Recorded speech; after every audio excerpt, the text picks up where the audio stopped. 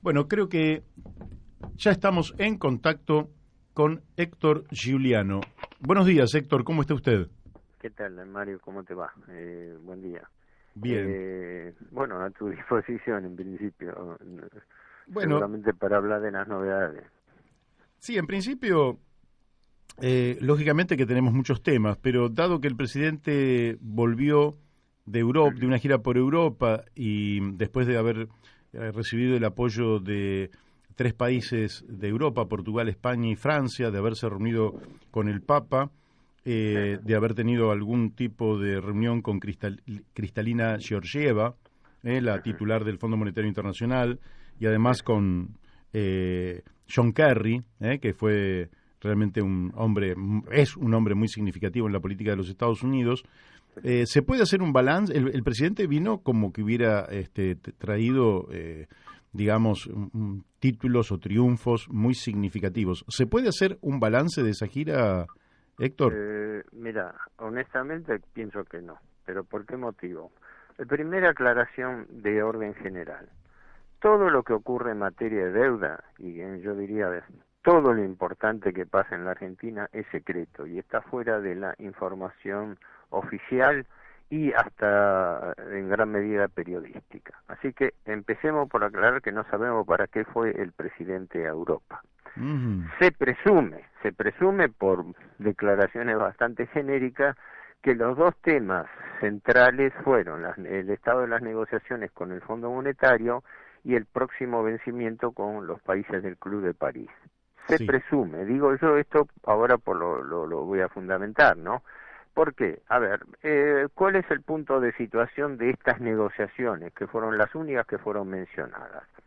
La Argentina hace 8 meses que está negociando con el Fondo Monetario Internacional. Sinceramente no sé qué diablos se está negociando 8 meses, ¿verdad? Es decir, con los fondos buitre estuvo negociando 9 meses, también en secreto, sin que trascendiera nada, y en agosto del año pasado se llegó a un acuerdo por el cual la Argentina se rindió financiera y jurídicamente ante esos fondos buitre. Concretamente, le reconoció capitalización de intereses por cerca de 10.000 millones de dólares. Entre deuda externa, es decir, deuda con residentes en el exterior, que eran 66.000, y deuda interna con fondos buitre locales que estaban en moneda extranjera, por otros 42.000. Estábamos en que el capital que se negociaba con los fondos buitre que habían entrado con Macri, ¿no? Sí, con la claro. crisis de Macri del abril. Resulta que esos fondos buitres, mientras estaban negociando y la Argentina pedía, clamaba porque no quería incurrir en default, ocurre que la realidad, la verdad de la milanesa, era que los intereses seguían cayendo en nuestro desfavor.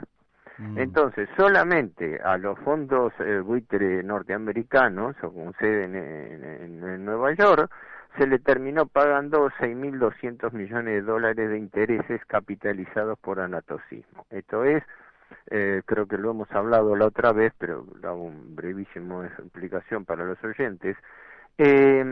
Cuando una empresa o cuando un ente, puede ser público o privado, entra en cesación de pagos, el devengamiento de los intereses se interrumpe. Es como si vos tenés una deuda con un banco.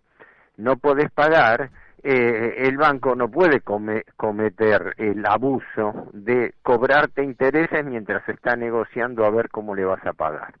Bueno, eso que no se puede hacer en la actividad privada, eso es lo que le hicieron en Argentina, y no es la primera vez, en las negociaciones con los fondos buitre. Los del exterior y los del interior. Del exterior, la Argentina capitalizó, ya te digo, creo que 6.200 millones de dólares. Empezó negociando 66 y terminó acordando 72.500. Y no tengo la cifra exacta de lo que se capitalizó internamente, pero era un capital era una masa de 42.500 millones, así que proporcionalmente tienen que haber sido otros 4.000 más. Ese chiste de la negociación durante 9 meses significó que la Argentina estuvo negociando mientras los intereses le caían. Ahora está ocurriendo algo parecido con el Fondo Monetario, porque el Fondo Monetario prestó a la Argentina, desembolsó 44.000 millones de dólares del total de 57 pactado con Macri para salvar a su gobierno. Ese dinero que desembolsó devenga intereses a una tasa que ahora quedó comparativamente alta. Yo calculo que la tasa del Fondo Monetario se acerca al 5%, me daba a mí 4,65%. Porque no es una tasa simple, es una tasa compuesta. Por ejemplo, lo que está pidiendo ahora la Argentina, que fue especialmente destacado, es que el fondo le rebaje 2 puntos porcentuales de interés, 2%, que es el recargo que le cobra el fondo por prestarle un monto muy superior a la cuota. Claro. O sea, para no confundir mucho a las oyentes. El Fondo Monetario tiene una característica, no presta dinero de terceros, te presta tu propio dinero y te cobra interés por prestarte tu propio dinero. ¿Por qué? Porque todo país tiene una cuota aporte, es socio del fondo. El fondo es un fondo, no es un banco que se fondea y se financia afuera. El capital del fondo se integra con la cuota aporte de los miembros. Claro. Por eso los miembros más poderosos, como Estados Unidos, son los que más deciden en el fondo, porque es como en un club, que vos tenés votos en proporción a las acciones, a los títulos, a los bonos que tenés. Ahora bien, resulta que la Argentina tiene una cuota aporte que creo que vale hoy en día unos 4.000 millones de dólares, y recibió el préstamo récord histórico del Fondo Monetario de que le preste más de 11 veces la cuota aporte. Claro. Una normalidad, porque el Fondo Monetario nunca presta más de 2, 3, máximo parece 4 veces la cuota aporte de un país, ¿no? Como si le hubiera prestado a la Argentina, el tope era 16.000 millones. No, le prestó 57.000, lo cual es una brutalidad financiera para el fondo. La gente no sabe que los países europeos, empezando por Holanda, Francia y Alemania, cuando esto se discutió, esas puertas cerradas, pero algo trascendió, cuando esto se discutió en el board, en el directorio ejecutivo del fondo, le dijeron de todo a la Argentina, con respecto a de que el gobierno, el delegado holandés dijo, el fondo está despilfarrando los fondos de esta institución de la cual pertenecemos, prestándole a un país que no puede pagar. Pero en ese momento el apoyo del gobierno Trump al sostenimiento de la administración Macri pesó más. Ahora viene el momento de negociar y el país se fue a barajas con un discurso muy suave con respecto a las responsabilidades del fondo. Me fui un poco lejos, pero esto viene a cuento de que qué fue a negociar dentro de este cuadro, a mi juicio, Alberto Fernández a 4 países europeos. En principio, y habría hablado de eso con la propia Cristalina Georgieva, que el fondo le condone esos 2 puntos porcentuales, es decir, que le baje un poco la tasa de interés, lo cual no cambia en absoluto el problema de fondo. La Argentina tiene que devolver 44.000 millones más intereses que está pagando, ¿no? En febrero pagó 300 millones de dólares de intereses. Sí, el acuerdo se cumpliría tal como está, la Argentina tendría que pagarle 5.000 millones de dólares de intereses al fondo. Por eso la cuenta es 44.000 de capital más 5.000 de intereses. Lo que está negociando la Argentina es que le hagan una rebaja en los intereses. No, o sea, si esto daba o no para un viaje a Europa es discutible, pero eso es lo que poco que se conoce. Ahora, Héctor, yo para el oyente, un país que toma deuda a una tasa de interés que es superior a la tasa de crecimiento de su economía, inexorablemente va a la ruina. Sí, exacto, es lo que hablamos la otra vez, que y el FMI, la tasa de interés tiene que tener una relación con la tasa de rentabilidad que tiene una empresa, Así también, efectivamente, la tasa de interés que cobra un organismo internacional tiene que ser inferior a la renta que va a tener ese país por crecimiento económico, cosa que Efectivamente, no se cumple. lo Sí, extraño es que el Fondo Monetario, que se supone que le da una mano a los países, cobre una tasa de interés que supera la tasa de crecimiento promedio que hay en el mundo. sí, la Argentina ha caído el año pasado 10 puntos porcentuales de su PBI, 9.9. O sea, un país que ha caído 10% en su Producto Bruto no tiene nada que negociar, no puede negociar nada. Claro. Y de hecho no tiene previsiones presupuestarias para ello. Así que todo esto descansa en mi opinión, en una gran ficción. Porque, ¿cuál es la trampa esencial del endeudamiento? El endeudamiento se basa no en que los países puedan devolver sus obligaciones, sino que la puedan refinanciar. Esa es la lógica del endeudamiento internacional, para la Argentina y para todo el mundo. Entonces, la regla es la siguiente. No hay problema en que ustedes tomen y siguen tomando deuda mientras tengan la plata suficiente para aguantar el pago de intereses. Si aguantan el pago de intereses, le refinanciamos nuevamente el capital. Y entonces ustedes, con el largo plazo, si hacen buena letra, se pueden beneficiar que les bajamos un poco la tasa de interés. Entonces, claro, es la zanahoria del burro que le están ofreciendo todos los días a la Argentina. Fíjense, ustedes tendrían que colocar deuda hoy al 7, al 10, al 12%, no le presta a nadie. Pero fíjense, países vecinos que hacen buena letra como Uruguay, Paraguay, Perú, le están prestando con tasas del 2,5 al 3,5 hasta el 4%. Ese es el, digamos, el nudo simple de la cuestión. Y lo mismo pasa con el Club de París, porque... En el Club de París, le pregunto, ayer estaba escuchando que Axel Kicillof había negociado tasas del 9%, ¿puede ser eso? No, primero, sí, hay una tasa del 9% que es la tasa de punitorios que le cobra el Club de París por la demora de pago de la Argentina. El punitorio es 9%, lo cual es una brutalidad. Claro. Una tasa del 9% en dólares hoy, que las tasas de interés internacionales están entre el 0 y el 1%, es directamente una tasa de usura.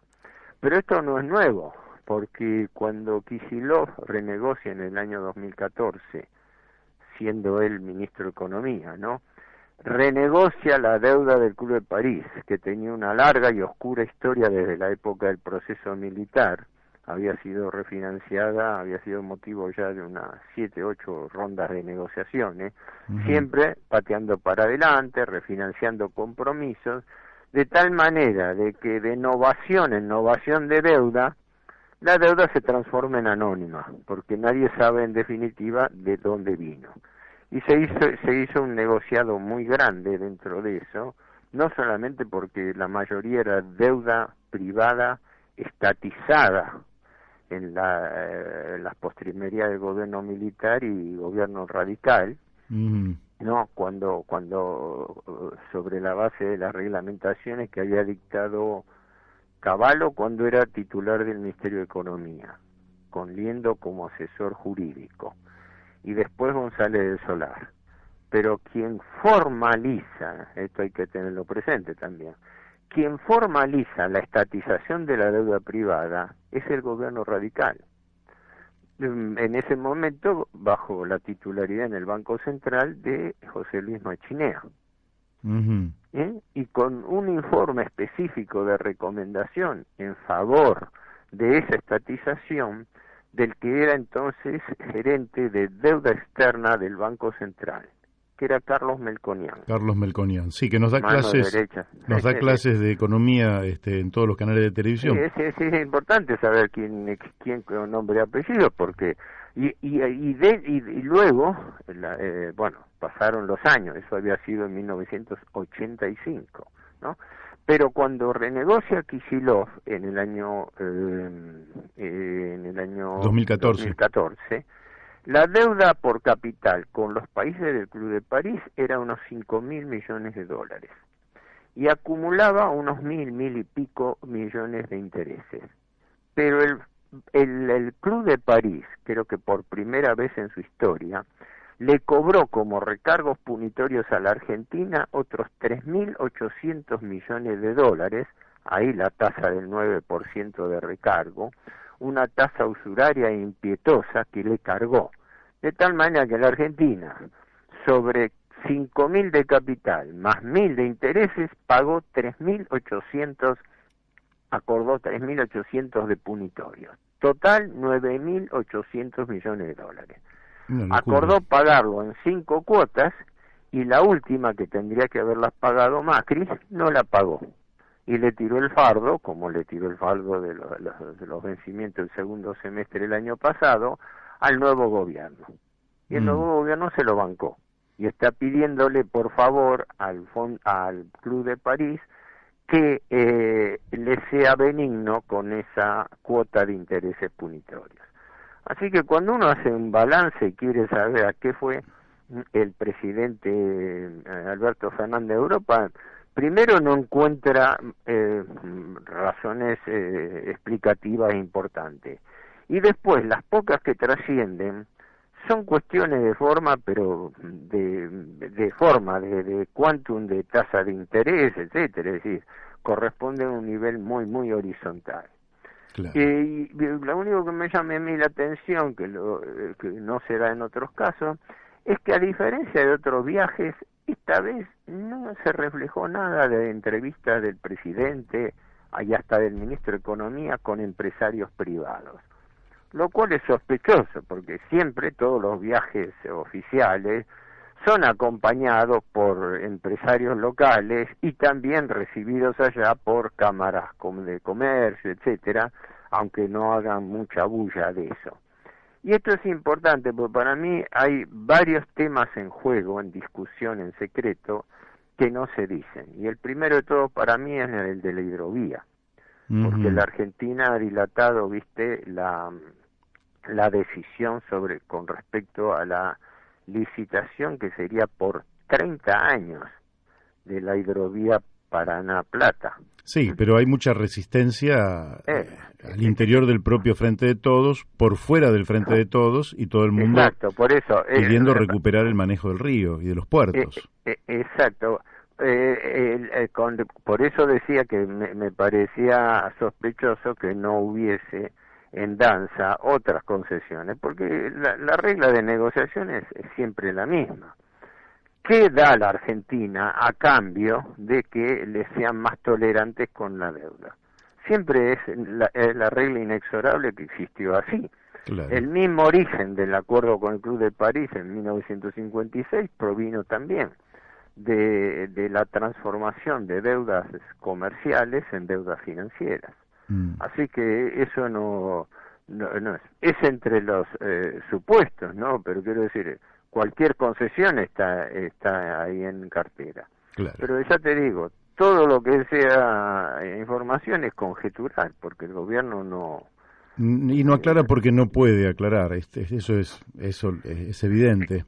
Primero es una regla, porque, digámoslo claramente, ningún gobierno informa a la opinión pública realmente los números que está barajando o lo que realmente se está negociando. Yo entro todos los días al Ministerio de Economía, al Banco Central. Bueno, aquello que sea de información oficial se puede comentar, pero los comunicados no dicen nada acerca de las negociaciones. Y fíjate que ningún funcionario, ni directa ni indirectamente, dice nada. Claro. ¿Qué dijo el ministro Guzmán acerca de las negociaciones? Por eso decía, hace 8 meses que está negociando con el fondo. Lo único que sabemos es que está tratando de patear para adelante, y que se especula que lo que quieren es pasar las elecciones parlamentarias, porque se presume que cuando tenga que aceptar las condiciones del nuevo ajuste del Fondo Monetario, eso va a ser bastante impresentable para una elección. Claro. Pero para mí eso no cambia los tanto, porque el plan de ajuste el gobierno lo está haciendo ahora. Permítame que quiero hacer un breve comentario de lo anterior. Lo dramático acerca de la falta de transparencia, de publicidad de los actos públicos. Sí, no existe, es dramático que el Congreso de la Nación, que tendría que tener en forma casi excluyente el manejo de la deuda, no le exija al Poder Ejecutivo toda la información para que el público pueda realmente hacerse un estado de situación y entender qué es lo que pasa, porque en realidad nadie entiende, salvo usted y un puñado de especialistas, nadie entiende lo que pasa con la deuda. Esto es dramático. Lo que está pasando, no el contenido de lo que está pasando, porque eso es secreto. Claro. Lo que vos decís es oportuno con respecto a esto que yo digo es bastante común al kirchnerismo, ¿no? La puesta en escena. El Senado ya está por sacar un tercer proyecto de declaración, porque el primero lo hizo en octubre, mandando una carta al Fondo Monetario objetando el acuerdo con Macri. Y luego lo ratificó creo que en febrero de este año, ¿no? Lo que se dice en algunos puntos es impecable. Se censura que las condiciones en que el fondo ayudó al gobierno Macri. Pero la forma es improcedente, porque un grupo de legisladores no tiene ninguna competencia ante el Fondo Monetario. El Fondo Monetario, por su estatuto, trata con dos funcionarios solamente, el ministro de Economía y el presidente del Banco Central de cada país. El resto son de palo, pueden decir cualquier cosa, pueden mandar una carta, pueden decir cualquier verdad. Distinto es que eso mismo lo hubiera dicho el gobierno, pero el gobierno no lo dijo un puñado de legisladores. Y ahora vuelven con lo mismo con esta declaración que creo que se aprobaba anteayer, no sé si se habrá dado forma, que fue presentada por el senador Parrilli con el auspicio proclamado de la vicepresidenta Cristina Kirchner, en la cual el Senado pide al ministro de Economía que los fondos que le va a dar el Fondo Monetario para la ayuda de pandemia sean efectivamente destinados a pandemia y no al pago de deuda externa. Lo cual es una obviedad, porque eso lo está diciendo el propio fondo. El renunciante, Alejandro Werner, que estaba al frente del Departamento Hemisferio Occidental, trascendió, que se lo advirtió especialmente a Guzmán en una entrevista, diciéndole, creo que hasta coloquialmente, lo tuteaba, diciéndole, acordate, dice que estos fondos, dice que da el fondo, es para la reactivación de la economía mundial, es parte de todo un paquete de ayuda de 650.000 millones de dólares en DEG, ¿no? En derechos especiales de giro.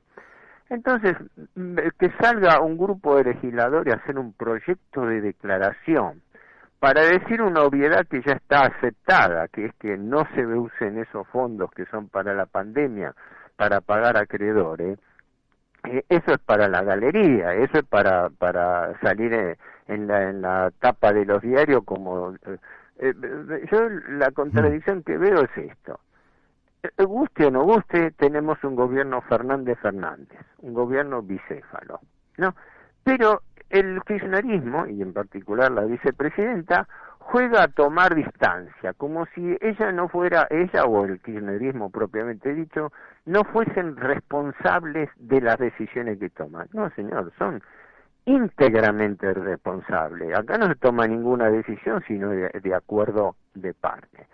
Y así se ajustó con los fondos buitre en favor de la Argentina y pasándole un fardo impagable al próximo gobierno, y así se está negociando con el Fondo Monetario y con el Club de París. Esa es la realidad. Después que pasen la pelota de que no, que a nosotros no nos gusta cumplir.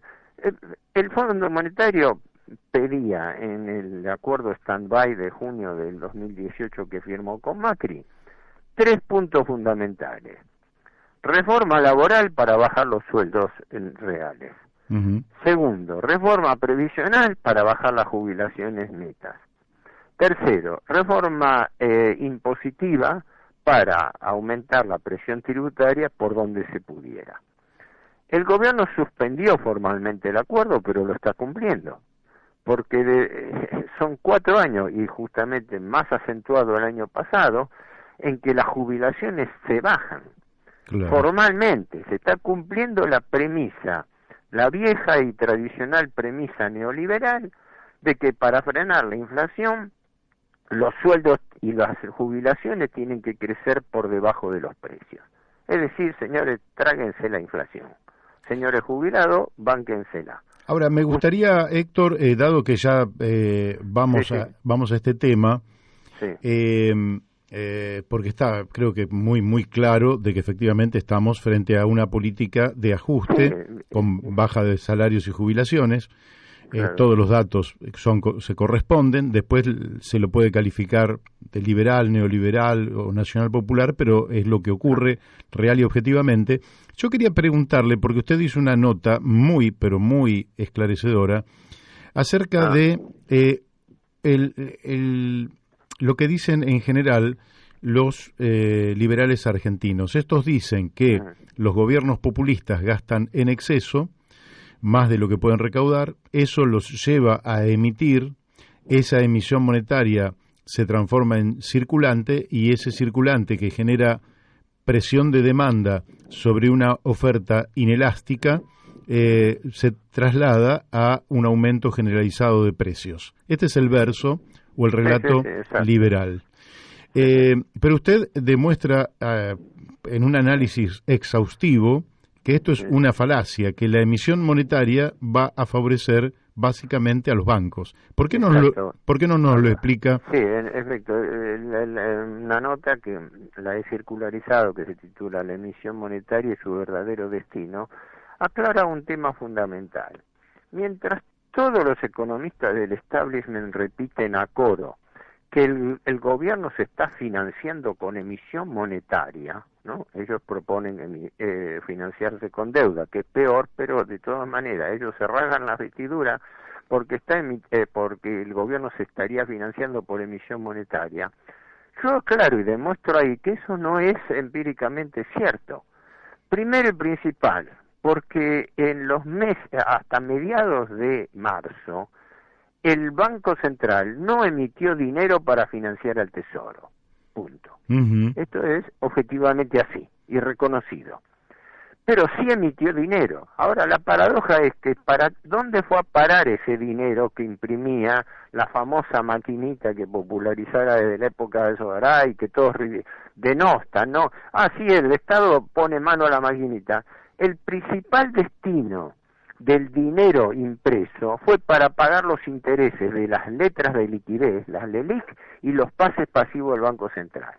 Esto significa, en buen romance, que el gobierno no se está financiando con emisión monetaria, se está financiando con endeudamiento del Banco Central, porque el Banco Central toma deuda para imprimir esos billetes que le presta en parte al gobierno y que en parte en su mayor parte ni siquiera se los presta porque son para pagar los intereses de su propia deuda.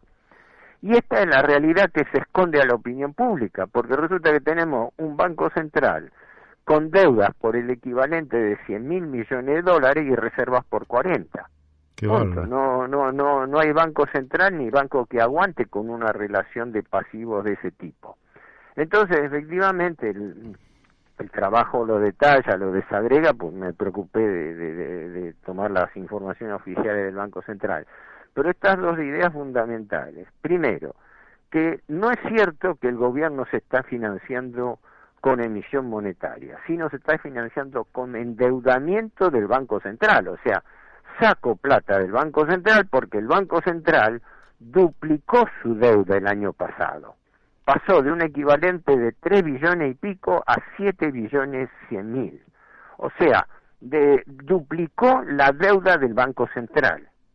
Entonces quiere decir que no se está, ojalá se estuviera apelando a una maquinita donde el gobierno imprime billetes y sale del paso. Ahora, ¿cuánta transferencia a los bancos significó esto?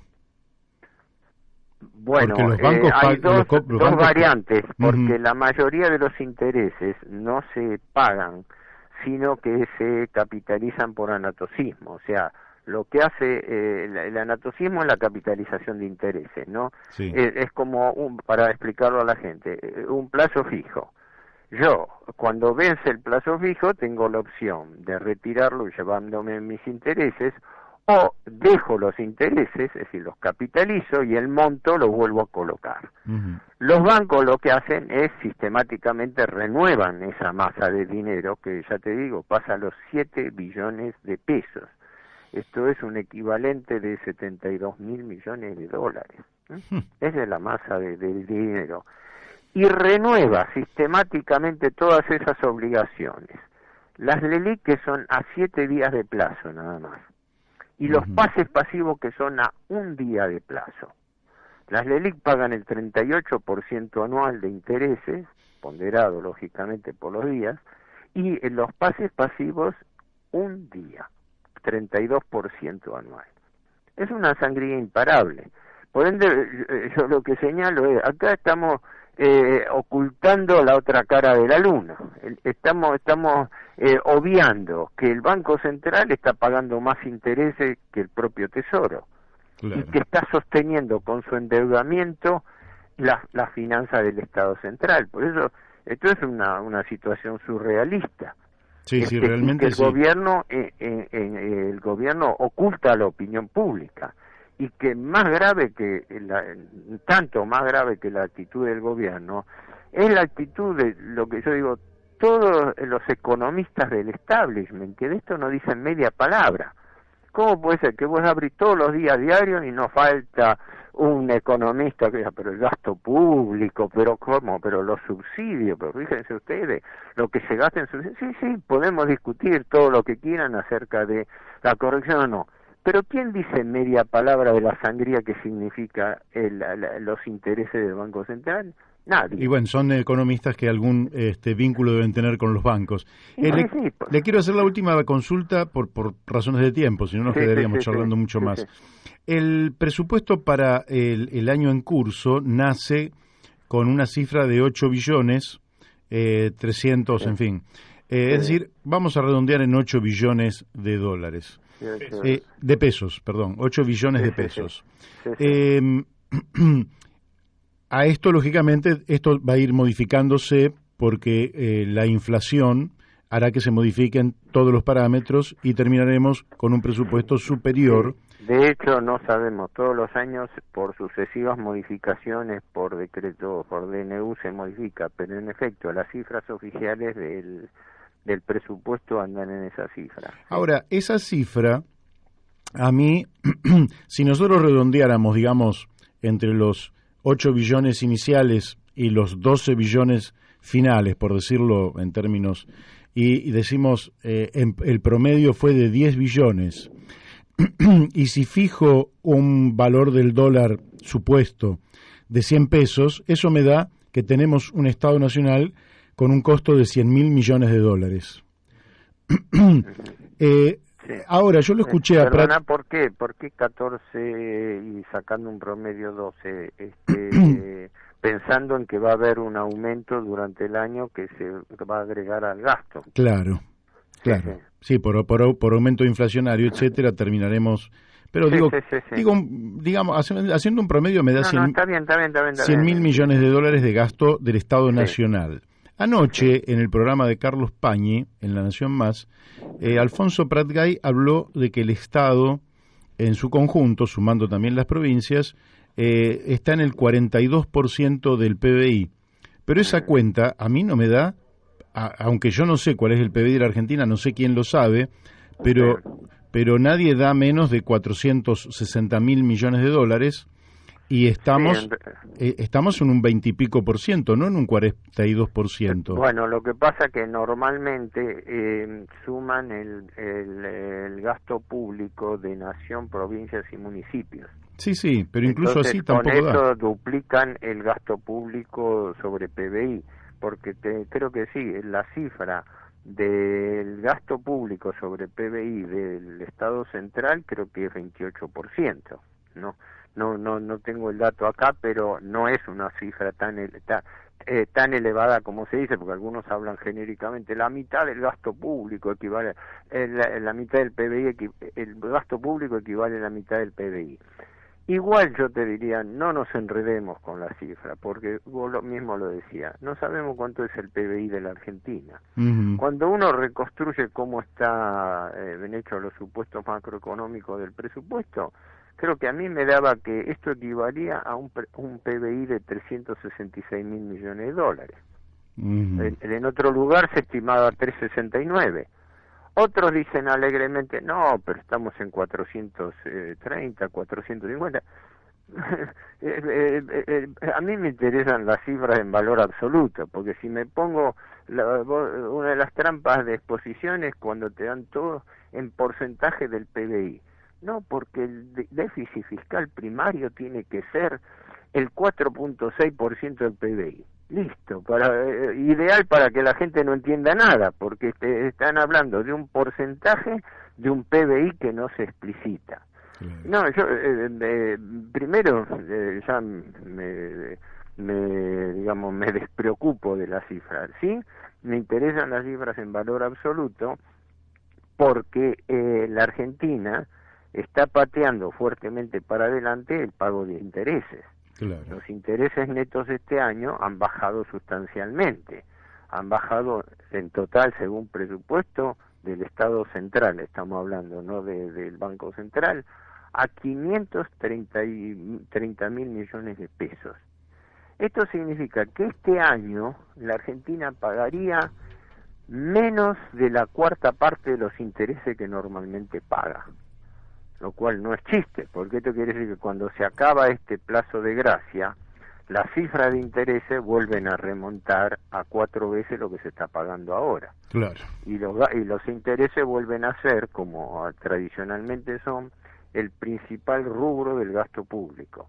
Así es. Bueno, Héctor, sí. Lamentablemente el tiempo se nos ha ido. No, está bien. Espero no haber confundido mucho y cubierto por lo menos responder a la... Me parece que sí, que explicó muy bien varios temas, así que le agradecemos muchísimo. Y bueno, hasta pronto, que seguiremos con este tema que lógicamente está para quedarse en la Argentina por muchas décadas.